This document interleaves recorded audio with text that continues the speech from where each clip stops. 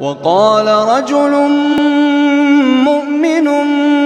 من آل فرعون يكتم إيمانه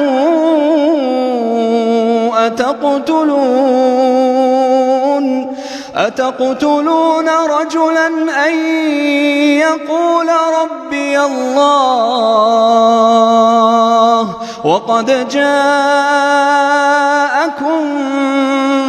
بالبينات من ربكم وإن يك كاذبا فعليه كذبه وإن يك صادقا يصبكم بعض الذي يعدكم إن الله لا يهدي من هو مسرف كذاب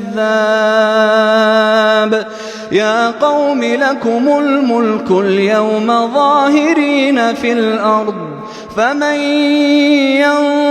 ينصرنا من بأس الله إن جاءنا قال فرعون ما أريكم إلا ما أرى وما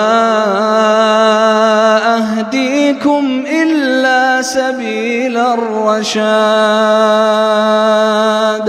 وقال الذي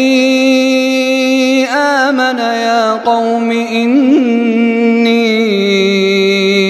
أخاف عليكم مثل يوم الأحزاب مثل دأب قوم نوح وعاد وثمود والذين من بعدهم وما الله يريد ظلما للعباد ويا قوم إني أخاف عليكم يوم التناد يوم تولون مدبرين ما لكم من الله من عاصم ومن يضلل الله فما له من هاد ولقد جاءكم يوسف من قبل بالبينات فما زلتم في شك مما جاءكم به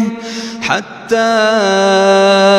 إذا هلك قلتم لن يبعث الله من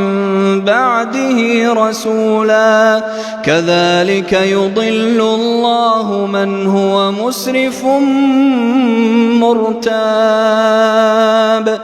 الذين يجادلون في آيات الله بغير سلطان أتاهم كبر مقتا عند الله وعند الذين آمنوا كذلك يطبع الله على كل قلب متكبر جبار وقال فرعون يا هامان ابن لي صرحا لعلي أبلغ أسباب السماوات فأطلع إلى إله موسى وإني لأظنه كاذبا وكذلك زين لفرعون سوء عمله وصد عن السبيل وما كيد فرعون إلا في تباب وقال الذي آمن يا قوم اتبعون أهدكم سبيل الرشاد يا قوم إنما هذه الحياة الدنيا متاع وإن الآخرة هي دار القرار. من عمل سيئة فلا يجزى إلا مثلها، ومن عمل صالحا من ذكر أو أنثى وهو مؤمن فأولئك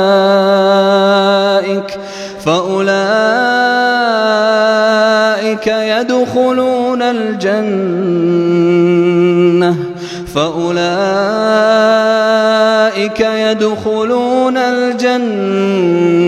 يرزقون فيها بغير حساب.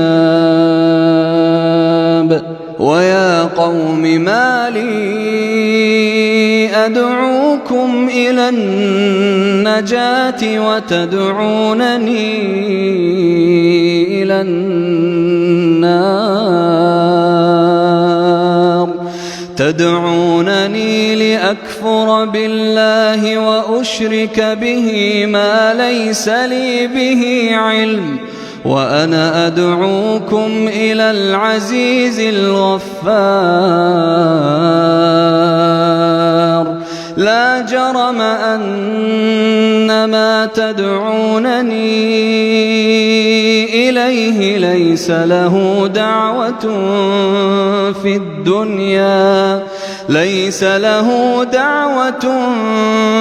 الدنيا ولا في الآخرة، وأن مردنا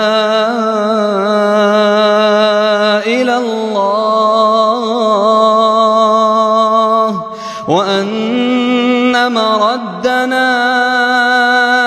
الله، وأن المسرفين هم أصحاب النار. فستذكرون ما أقول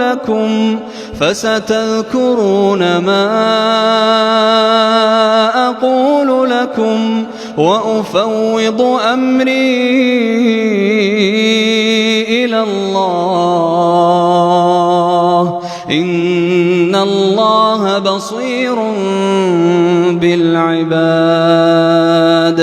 فوقاه الله سيئات ما مكروا، وحاق بآل فرعون سوء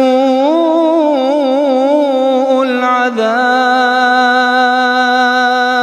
النار يعرضون عليها غدوا وعشيا، ويوم تقوم الساعة أدخلوا